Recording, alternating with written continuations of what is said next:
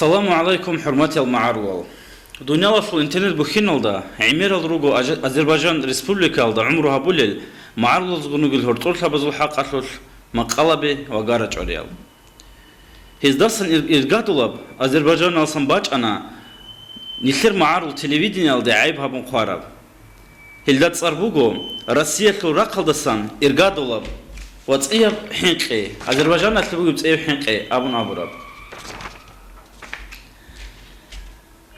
هم قالوا ده بيخزم بوجو معرو تلفزيونيات ملات شتيتلو سؤال روح خزارو للرجلين أبون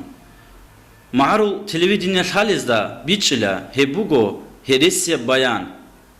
معرو تلفزيونيات أصلية منات بوجو نشر معرو خلقة مدنيات أدبيات تاريخ تصوني هبس إيها بيه علي بعلل ده هب ماشي وشازبي نشر معرض تلفزيونيات جيجي بتشاج أو كينم نيجي ملات هالده عيب هبوراب هل عدور عن هروراب يالتونني خيدك قات أولب شبكو بيرداش قات إبه داغستان هالده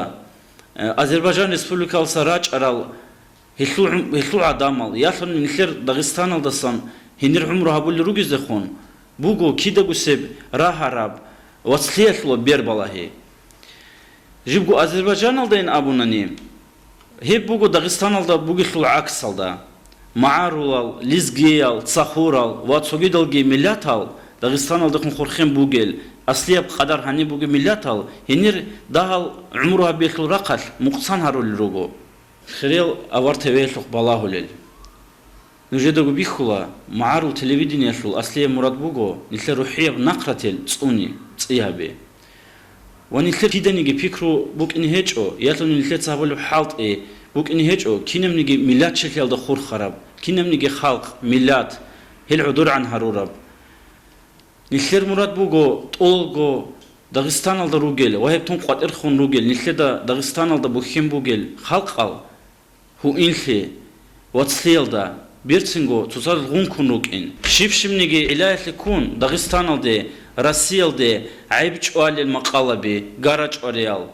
قوات إريتشال أذربيجان أخل نخمة لزي